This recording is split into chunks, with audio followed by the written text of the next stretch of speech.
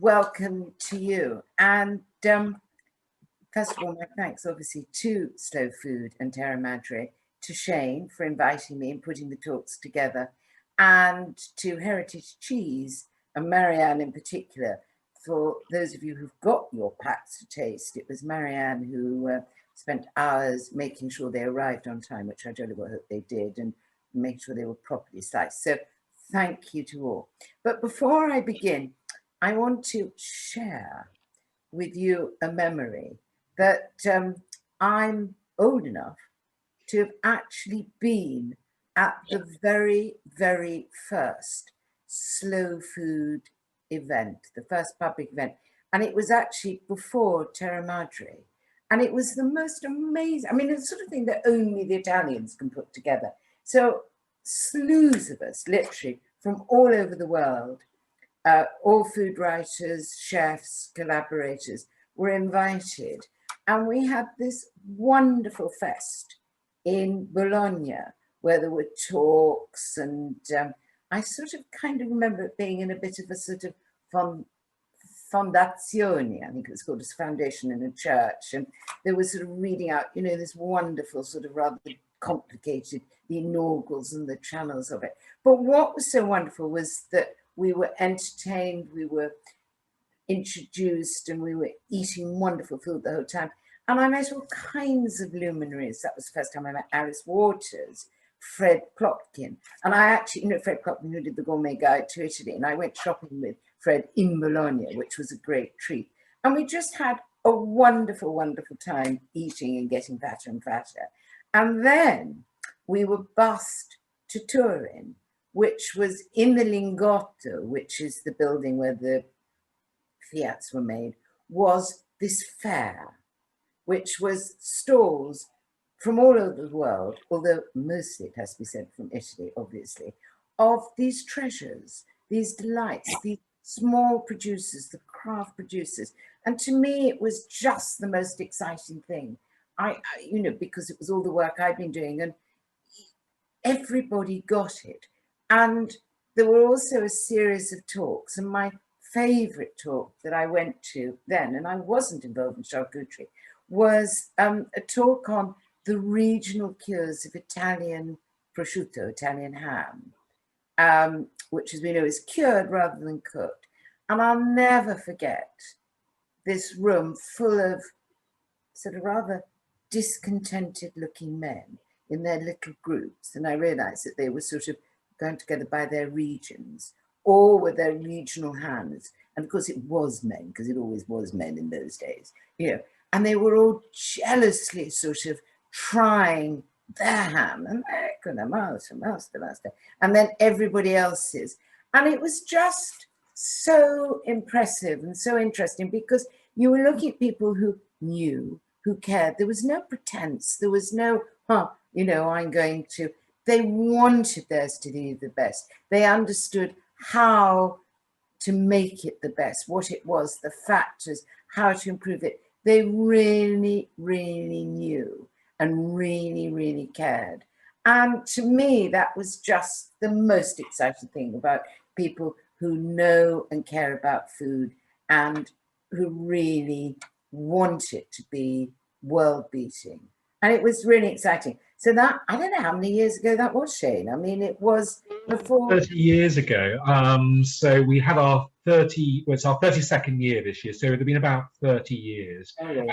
What I should say, and I forgot to say earlier, if any of you are listening to Henrietta and you have any questions for her or any thoughts, at the bottom of your screen, where the normal Zoom controls are, there's a button you may not have seen before, which is a Q&A button.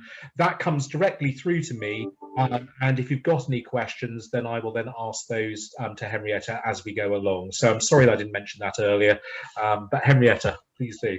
Thank you. So 30 years ago, golly, gosh, well, there you are. Oh, it was wonderful. So we have much to be thankful for Slow Food and Terra Madre, and since then I've been going, and you know, and it is hugely impressive. So hopefully when things get back to normal, if any of you do get the chance to visit, it is well worth it. So having said that, before I get into charcuterie, I thought actually I tell you a little bit about myself. So I have been a food writer, broadcaster, whatever, for many, many years. Too many years, actually, probably.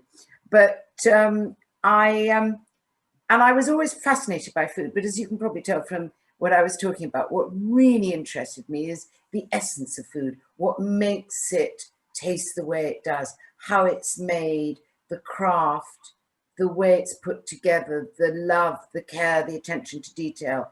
And, you know, behind every bit of food, there's, and every product, there's always a bit of history, a technique, a know-how. And those, to me, are the really, really important aspects of food.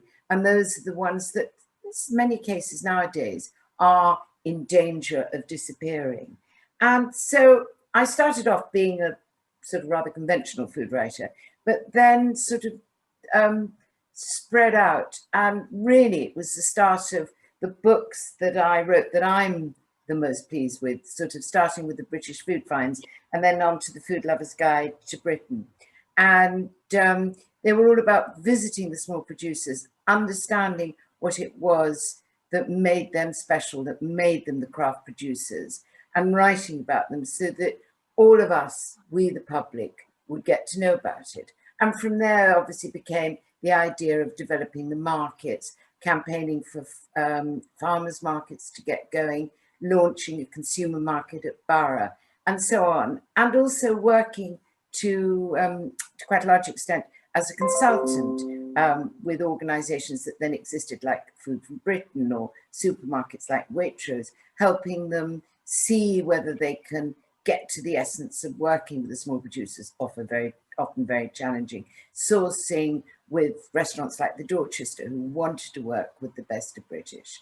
And charcuterie, it has to be said, only came rather more lately. And actually, while I was waiting, I was just looking at my original Food Lover's Guide, which was in 1990, it was published in 1993. And I've just seen that I dedicated it to the late Jane Grigson, a wonderful, wonderful food writer, who was on the original steering board of my British Food Finds, and still is an inspiration to all food lovers, and whose personal encouragement I much miss. But what was significant about that was, so I wrote this in 1991, and in those days, British charcuterie, as we now know it, and I'll get to that, didn't really exist.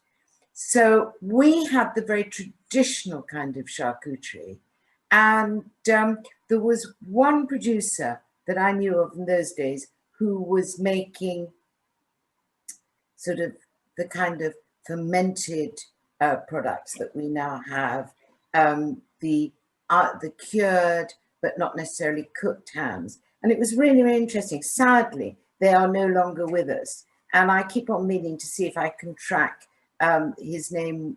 They were the Joneses, Hugh and Sally Jones of Merivale Charcuterie in those days. If any of you know about it, do let me know about them. So charcuterie came into my life comparatively late. I mean, I've always been greedy. I've always loved it. But when I started, the farmers and the producers who were adding value were tending to look much more towards the kind of smoked foods, and charcuterie as we now know it in the continental style didn't exist. And this was a very interesting development. Now, one of the things that I have been described is as a food futurologist, which is probably sort of a bit of a posh way of saying that I'm actually quite good, even if I do say so myself, at predicting trends, where food's going, what's going to become fashionable. I mean, certain things may become fashionable, but I don't necessarily like them. But charcuterie, I saw very much as the opportunity. So if any of you can think back 25 years ago to the first speciality cheese competitions and awards, and what British cheese was like then, and what most people thought of it, which frankly wasn't an awful lot apart from our hard territorials, or even English wines 10, 15 years ago, and where they are now and where their standing is. And I, in a way, recognize that the opportunity existed to develop something called British charcuterie. And that's really what I have been working on for the last 4 years. We started it, or I started it in 4 years ago, and the third British Charcuterie Live Awards would sadly have been this summer, which we've delayed them, and we will actually carry them on till next year, and maybe if necessary do them judge online with everybody sort of coming together. And awards are very critical because I think it brings the producers together. It tells everybody what is out there. It looks at the different standards, and it also challenges people. It gets them talking to each other, and the feedback that we get from the judges is essential to improving the craft of British charcuterie. So what is British charcuterie? I mean, that is a very interesting point, because obviously we have always made charcuterie in this country. I mean, charcuterie literally translates as cooked flesh. And in France, when it was very predominant, there were charcutières, the people who made charcuterie, and they set up shops all over the country. Incidentally, one rather nice thing I found about them was that they weren't allowed to sell any flesh except pig flesh, except during Lent, when obviously nobody was eating pig meat or any kind of meat, and they were allowed to sell eels and a bit of fish just to keep them going. But so there was a tradition. So these charcutiers were making and curing, but also selling fresh and cured. So there were fresh sausages, but also cured sausages. There were pâtés, there were terrines, there were rillettes, and there were the different kinds of hams, the whole mussels, and also the small mince products, the salamis, the saucissons, and all the boudins, the black puddings, the white puddings, the haggises, etc. We in this country, yes, we used our pig, and in the cottage economies of the 16th, 17th century, the relatively well-to-do cottagers would have a pig, and then there would be a pig sticking day, and there's an awful lot of sort of faffing around, and somebody come and stick the pig, and the whole pig would be butchered, salted, cured, what was being used fresh, and the innards and the chitterlings and the skins, and let's not go into too much detail because it might make some of us feel a little sort of queasy. It was all happened, and that was very much a tradition.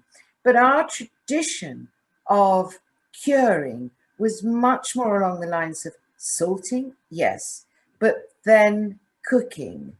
And I suspect that the reason why this was because of our climate. So if you look at the continent from Spain, Portugal, France, Italy, up into Germany, there it's much more a continental climate where you have a bigger disparity of temperatures between summer and winter, but, and this is the crucial thing, a much drier climate.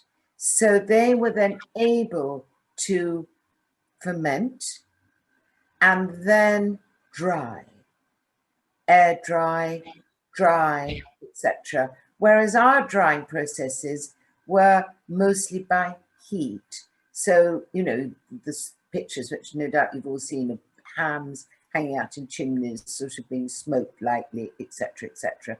We didn't have the climate for it.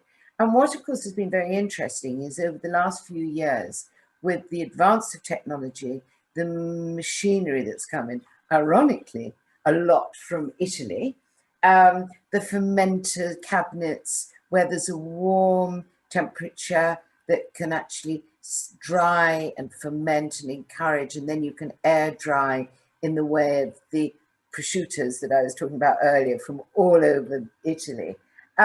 So we now have this industry in this country, which is both of the traditional British kind of products, the black puddings, the hams, the haggises, which were all about using up every bit of the pig, you know, but they say every bit except the whistle is now used. And actually, I did hear a rather extraordinary piece, which is just of a lot of the heads now, the whole heads, are going to China, where there's this huge market, which is kind of okay, you know, they want them, but it's a shame because it means that we don't necessarily get it, but they pay a better price for it.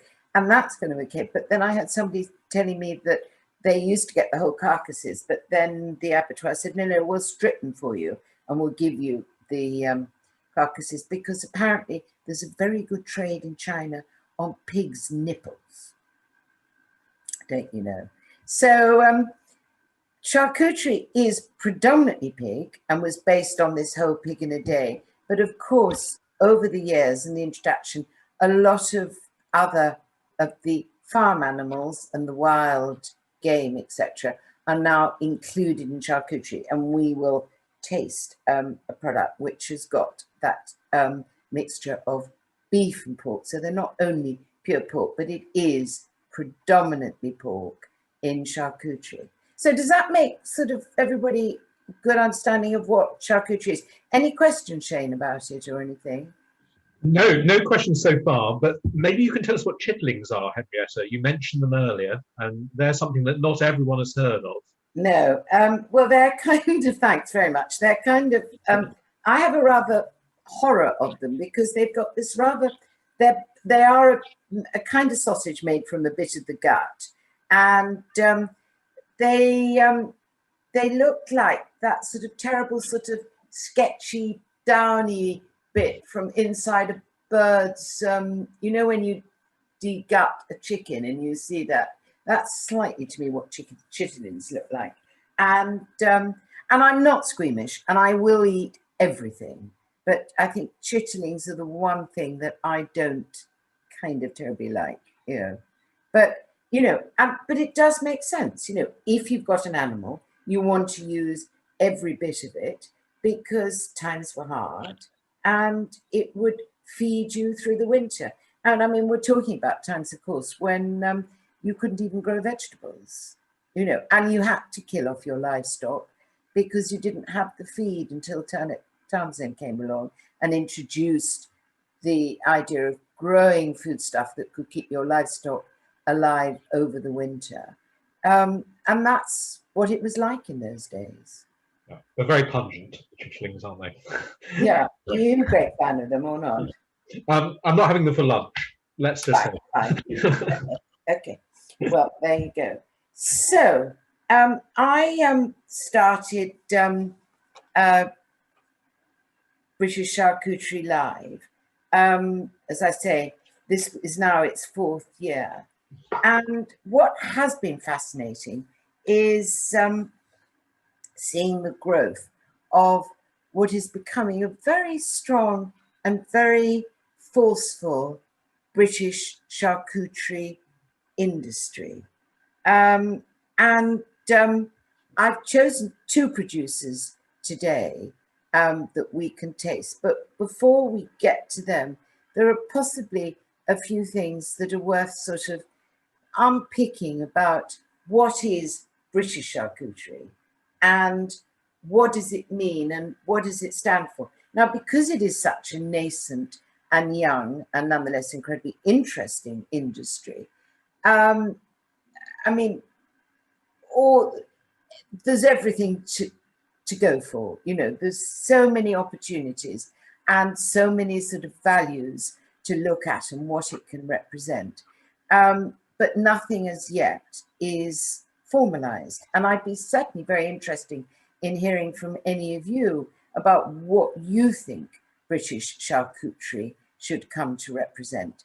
Because obviously it can't just be making British style products, you know, whether it's pork pies, whether it's terrines, whether it's potted meats, whether it's Lincolnshire chimes, all of these are quite traditional, faggots. And I came across a rather extraordinary new piece to me, certainly, a bit of charcuterie, which comes from up north in the Shetlands. Now, I've known about what they called, and forgive my pronunciation, called recit, which is wind-dried lamb.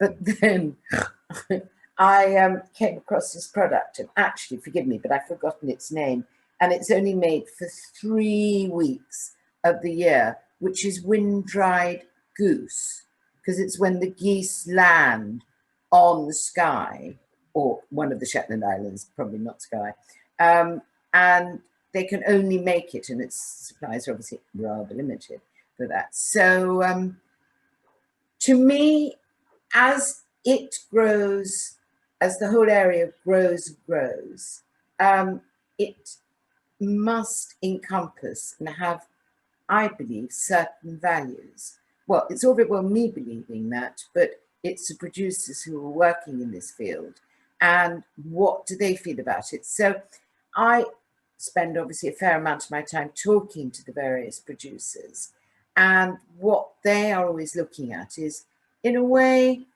points of difference, so that British charcuterie as a craft aspect of British food production can start coming together and having some kind of identity, some kind of values. And I think what's very interesting is that most of them talk about sourcing their animals. Well, obviously, we rather hope that any meat used in British charcuterie is British reared. Surprisingly, that is not always the case, but we'll draw a veil over that one. But not only should it be British reared, but some producers feel quite strongly about the importance of the breed that they're using and whether it's a traditional and or rare breed. Other producers feel less about that, but more emphasis on that it should be a craft that is based on high welfare standards, so that the animals are free range, welfare free. Do you have a question, Jean? We do, actually. And also, I'm just picking up on your comments on recent mutton and goose. And recent mutton is actually in the Slow Food Arc of Taste. Oh, sorry. And later today and also tomorrow, we have Wendy Barry, who heads up the Scottish Arc of Taste, and she's going to be talking about some of these products. Oh, right. The recent well, I'll tune in. So do. So we have Liz, and she is saying that you're talking about the British charcuterie industry, which is quite young. Do you think it can expand, and in what way? And then Graham Mather has just shared a more general point around how he thinks Yorkshire chorizo, coming from a butcher in Ilkley, is absolutely delicious. I think it's just wonderful that we can say that we've got local, butchers selling a local produce. But Liz actually had a question. How do we think that we can expand this, and how much perhaps can we expand British charcuterie? Well, if I can just, before I get to your question, if I can just say that the local butcher in Yorkshire, I suspect, is Lishman's, David Lishman's of Ilkley, who is a wonderful butcher. And he is a really good example of actually how you can expand, in the sense that he started very small a few years ago and has got bigger and bigger, and is now thinking about setting up an independent unit just specifically at focusing on charcuterie. And it's become a very vibrant and a very integral part of his business, and a very important part of his business. And again, he is a really good example of somebody who is embracing continental traditions, but also British traditions. We, as you probably all know, have got some hot smoke Bath chaps. He does a very interesting Bath chap as well. So Italians may know them as guanciale. We know them as the chaps, the jowl or the cheek, or actually both, sort of going down like that. And so, yes, there is a future. I mean, I think at the moment we have many challenges with our industry, one of which being production and the quantity, and as a result of that, price being quite a challenging aspect of it. I think is probably who knows what's going to happen with Brexit. I mean, we can only pray that some good may come out of it, and perhaps one of the things may be that some of our dearly beloved continental foods are going to be more expensive, so we are going to have to look towards the British market to fill those gaps, and that might help us with price. But certainly in terms of volume, the more the capacity and the better and the more refined they get, the more quicker the methods get, the larger the scale, the prices can come tumbling down. So yes, I am. I mean, all I have to say is think 25 years back where British cheeses were, and people were saying, well, A, they're not very good. At least people appreciate we've got very good charcuterie. And B, they're not going to sort of take over the market. Now look at them. They're world leaders. They're all over the world. And prices are competitive. And people have grown and taken on that. So yes, there is the competitive there. The one thing I will add, which is just slightly sort of, is that unlike our continental cousins, we seem very good at having small producers and very large scale producers. What we lack to quite a large degree, and I do hope that the government will start sort of supporting that, is the mid-sized ones, the ones who can encompass a lot of the craft hands-on values, but start scaling up to a really much, much larger scale. And then that will make huge changes to the industry. So yes, we have a future, and the future, ladies and gentlemen, depends as much on you buying British charcuterie as it does on all of us trying to promote it and tell you what wonderful things that there are. So do you think we ought to start thinking about tasting yet, or have we got any more questions? We haven't got any questions yet. I think as it's lunchtime, Henrietta, I think we should probably taste, because I think everyone is looking to eat a little bit, and then people will probably have questions as they go. Right, okay. So those of you that are tasting, have hoped you got your board. Forgive me if I'm not sort of set up in quite the most organized way, but I'm just recovering from a knee operation. So I'm not at my most comfortable or at my most agile. So I'm sitting here, and I did hope that you'd be able to see my board, but hang on, I'm going to, you can see it there. And those of you, can you see that well enough now? So those of you that have got the boards will know, and we've got two lots of charcuterie, whoops, from two different producers. One is from Tempus, which is on the, well, depending on looking on the screen, either the left or right, but there's the spiced pork loin and the Achari Salami, and then the other is from Treedy Farm, which is hot smoked Bath chaps and then a rose veal salami. So those are the four that we're going to taste. Now, I don't know how many of you have spent a lot of time tasting in any sort of professional way. I mean, other than we all like to taste, because we're all probably here because we love food and we're incredibly greedy and enjoy it. But I just thought it might be quite useful to run through our tasting form for our charcuterie awards, because with different products, you often taste on different values. Wine and the tastings are different, say charcuterie. Charcuterie and cheese may be quite similar, but there are different aspects. I thought before we plow in and enjoy ourselves, just let's think a little bit about what it is that we're tasting and what we want to look at. So the first thing about any product, anything that we want, is its eye appeal. We want to enjoy it. We want to be seduced by it. So we want it to look good. We want it, in the case of charcuterie, to be a nice color, a clear, clean color with a clear, clean fat surround or fat interior, if there is. We don't want it to look a bit dirty, sort of scrubby or anything. Might not affect its taste, but it does affect the eye appeal. And also, I think it's quite important, and British producers are learning this, about how you trim your products, particularly when you're using the whole muscles, the loin, the leg, the lamb, the shoulder, whatever. And then you want the aroma. So, for example, if you're tasting,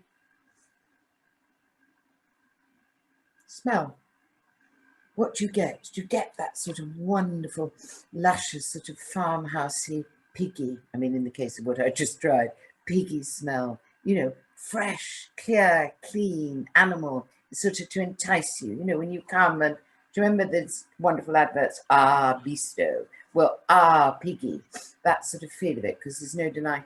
And then you want to sort of, I mean, this is a tricky one, but feel, I mean, you don't really go around feeling stuff when you're in the shops or whatever, but then you want to see the, if you're looking at it, can you see the slice there? It's got a little dented from how it was, but, and it's a lovely translucence quality about it and the feel to it. Not too hot, not too cold. And of course, it is important, and those of you that are tasting, I hope you do remember to take it out of the fridge, because cold charcuterie is not the best to eat. And then we're looking at the eating qualities. So as with everything, it's, you put it in your mouth and it's the impact of the flavors, the front flavors as they're called. But as so often happens, you get a wow, a burst, a sort of a huge, ooh, gosh, that's good. And then as you chew it, it kind of disappears. So one of the things that's very important to sort of get a grip of and to notice, and this is a really good sign of a really good made product, charcuterie particular, is what we call the length of flavors, or the back flavors. So yes, of course, there's an initial burst as it goes in your mouth and you have your first chew, but this should just reverberate through, shouldn't disappear. It should, and develop, and maybe take on other notes, whether it's spicy or salty or the meatiness or the umami-ness of it, but that's it. And then the other thing, of course, that's very, very important is texture. So you want that texture, you want that chew, you want to be able to sort of grasp it with that. So pre-taste, look at it. What do you think? Does it look enticing? Do you want to try it? Does it smell good? The feel, and then when you eat it, it's the front flavors. Are they distinct? Are they there? Does it entice you in? And then you get your back flavors, that length of flavor that any good product should allow you to indulge in. And then, of course, there is the texture, you know, and the flavors should be balanced. You know, you don't want anything too salty, you don't want it too sharp, you don't want it too sweet. And obviously there's an element of sort of, we all like our different flavors. What might be sweet or salty to you would be not to me or whatever. But there are certain things. And there's also, I think with charcuterie, you want that sort of punginess, that puncture of animal, but you also want it to be very clean and clear tasting. So you don't want any off notes. You want it to be the difference of sort of smelling fresh hay and hay that's slightly going off or whatever. It's that clearness and the quality of the flavor. So now, let's plunge in and let's first of all talk and try tempers. So that's their spiced loin pork, and that's their Achari Salami. So tempers is one of the really, really new wave charcuterie producers. Very interesting. There are two partners, Tom Whitaker, who worked a lot in Italy, was a head chef, worked with various butchers, including a very famous Italian charcuterie and particularly the culatello producer, who from Parma, called, and I hope I'm going to pronounce him right, Massimo Spigoli. I don't know whether any of you ever heard him or visited him, and he's certainly on my list. But his culatello, which comes from that area in particular, from the Parma region, is really mouth-wateringly brilliant, apparently. I'm eating it. And Tom studied a lot there, worked a lot in Italy, and then I'm not quite sure where he and Drew met. Now, Drew was a chef, and some of you may remember him as being the winner of the first ever MasterChef. And they came together, and 3 years ago, just actually before, about the same time, actually, funny enough, as I started British Charcuterie Live, they started Tempus Foods.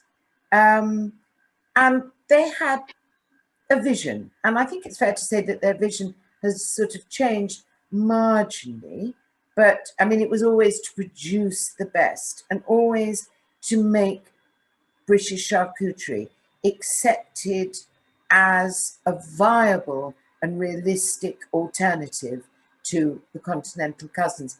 And earlier on, when we were talking about what is British charcuterie, they have a very interesting concept, which is that to them it's important to build it on the animals. And recently they've now changed all their stock and they only use breeding sows. Now, one of the things that perhaps is interesting about British charcuterie, and I don't want to go into too much detail because I'm sure we're all desperate to start eating. I wanted to taste, actually, Henrietta. That was a nice I'll thing. just finish telling you and then we'll taste the first thing. But one of the things about charcuterie and charcuterie, in England and indeed many other countries, we've had this huge history of sort of refining our pig productions, that our pigs become leaner and less fat and blah, blah, blah, blah, blah. And of course, what you really, really, really need for charcuterie is old fat pigs. The bigger, the fatter, the better. And hence, breeding sows who would breed and they'd get bigger and older and fatter so there is this industry now, or this use of them that is now developing in this country, of starting to use the older breeding sows. And they, Tempus, are one of the advocates of this. So they use almost about 90%. They do the odd beef product, but it's also 90% is of pork. And for them, the breed is less important. It's the shape, the conformation, the fat content, the age, the flavor, and the texture of the meat. So let us try, shall we, the first product, which I think be a nice, plain product to get our teeth into, which is the spiced pork loin. So do you know where the loin comes from? Henrietta, so I know which one I'm picking up. Can you show that to the camera so I know which one I'm picking up? Can you see? Yeah. Can everybody see that? They got that? So yes. It is actually labelled on the gold board as the Tempus one for the spiced pork loin. So smell it. Anybody got any comments about what you can smell? Put them into chain. I mean, to me, it's a pungent but very clean meatiness. There's a hint of spice there, but not very big. And then look at the fat. Nice, clean white. There's a little bit of sort of, that may come from the folding of it, a little bit of, but by and large, hardly any separation between the meat to the fat. And then if you look at the actual texture of the meat, it is rather satisfyingly, very lightly marbled with the fat, which means it'll have a juiciness and a sort of context. So are we ready to bite into this? And what I'd like to know, whether from any of you, is whether you can get what the spices are used in this, because it's a very light spicing, but see if you can get them. So bite into it. And some people like just to bite into the flesh, other into the fat first, or both. So it's entirely up to you.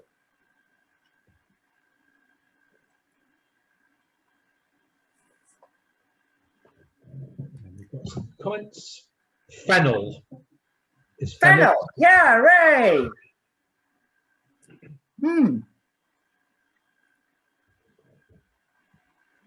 Any other flavours from anyone else as you're tasting? Any other flavours? It's subtle, but it's very juicy, and it's got a really, really good lingering flavour. Now, as that flavour lingers, can you get any other tastes of herbs or spices.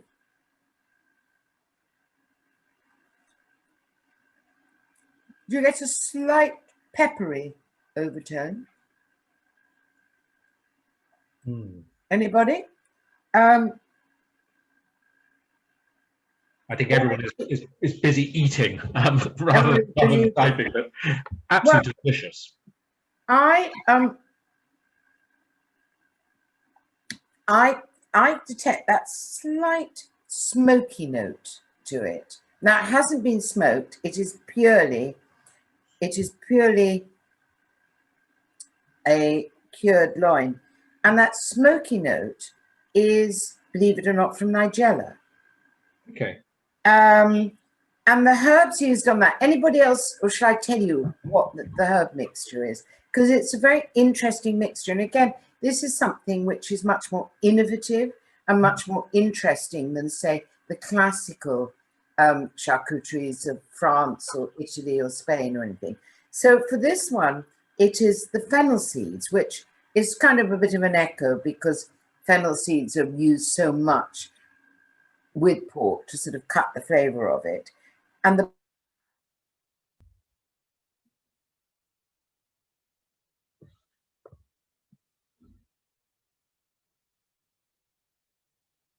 carries on through, you pick up on those notes. So I particularly could get the Nigella then, that slight sort of smokiness and a little bit of the mace. If you think about sort of the whole of the nutmeg, it's that slight sort of sweetness that you sometimes get.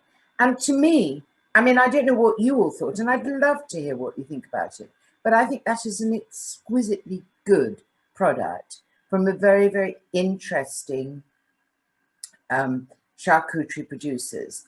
Then the next one that we have for them, so we only have the 2 from them, is what they call their Achari Salami. And this has become a keynote product from them.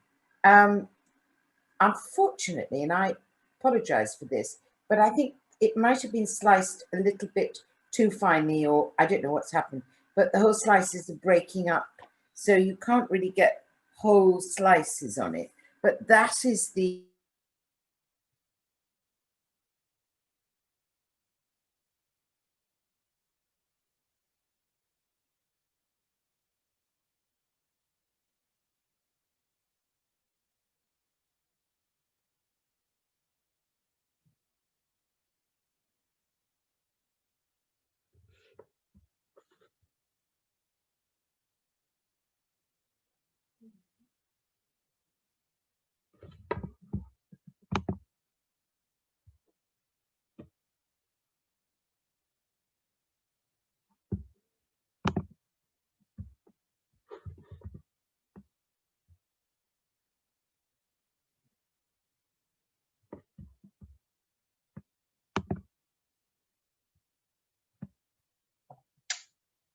So, hello everyone there. I think Henrietta must have a technical problem there. I think she's disappeared slightly. We will just try and get her back. Our system here is working okay, but I hope you've been enjoying this so far. And just to share some comments here, which feel coming in, how people are really enjoying the pork loin, and which is fantastic. What else are people saying? And we've got Paul Fogarty, who's talking about tempest spice ham being really, really delicious, and perhaps serving that with Madeira. So that sounds a jolly good thing to be doing as well. I'm just contacting Henrietta as we speak, just to see what is happening with her. Hopefully she'll be back with us in just 1 second. She is now back with us. She is back with us. When did you lose me? We lost you as you were doing the tasting. You kind of froze, and then you disappeared. I think your Wi-Fi or your internet connection must have dropped. I'm sorry to everyone for all that. It's I'm sorry about that. That's absolutely fine. But I was just sharing some comments, Henrietta. Right. Which was, we had a wonderful comment in from Paul Fogarty, who said he was having a conversation yesterday with you, and he thought this would go really well with some Madeira. Claire is saying it's a lovely, subtle product, but prefers something with a little bit more punch, and she hopes the next one may be a bit more punchy.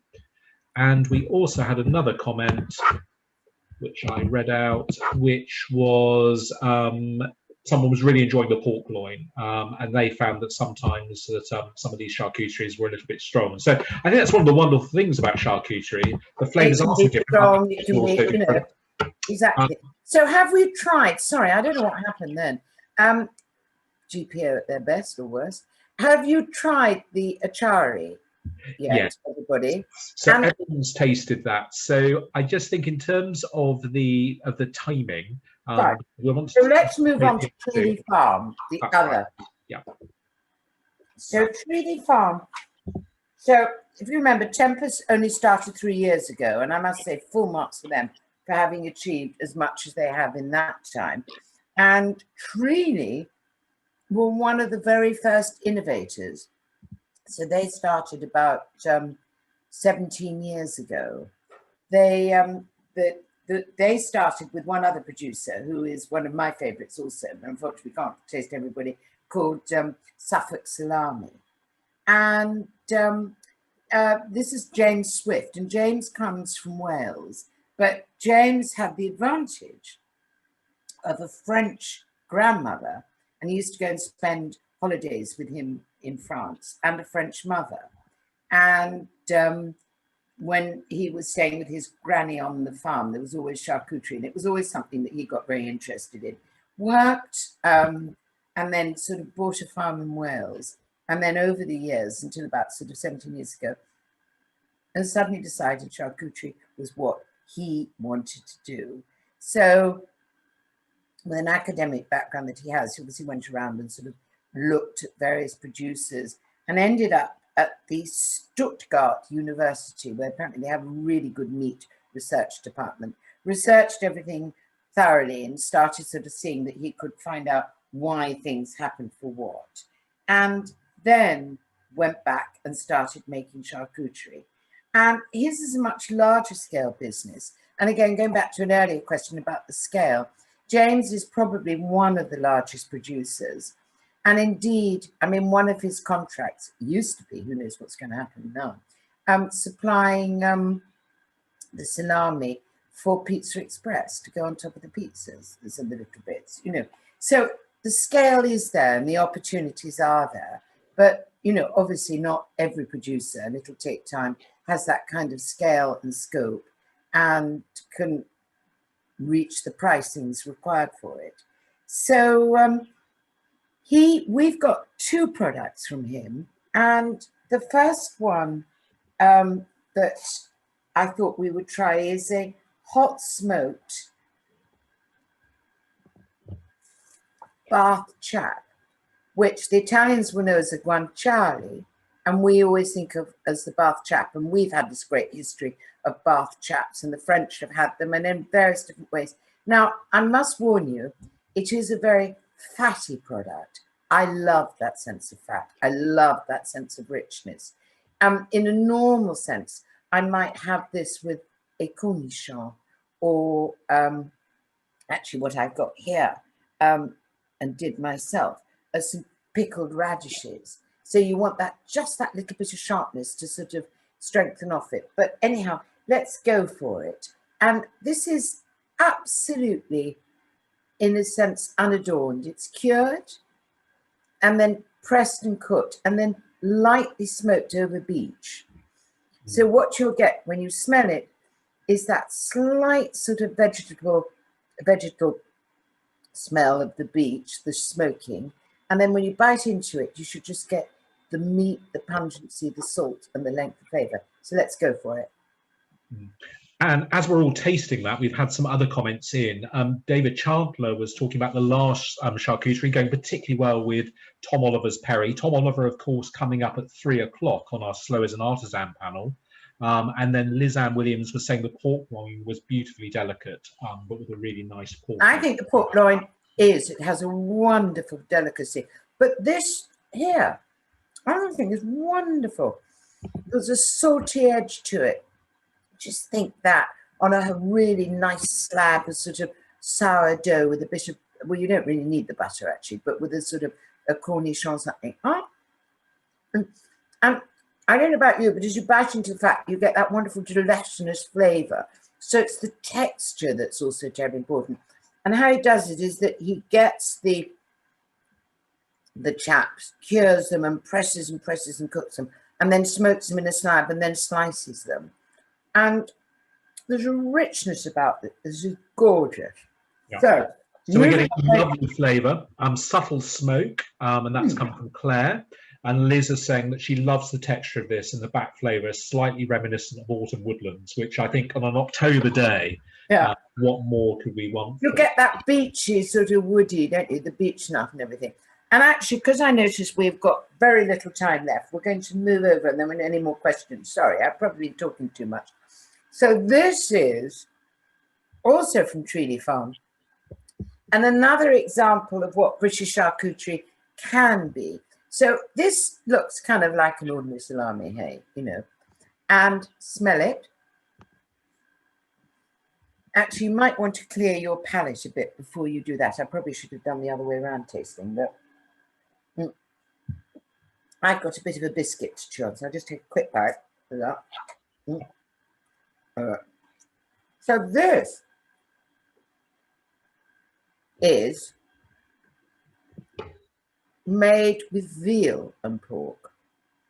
So the reason for this is because James feels, you know, we were talking about welfare standards and using up breeding sows, etc.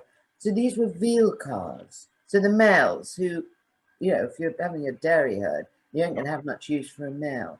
So this was a very good use for them.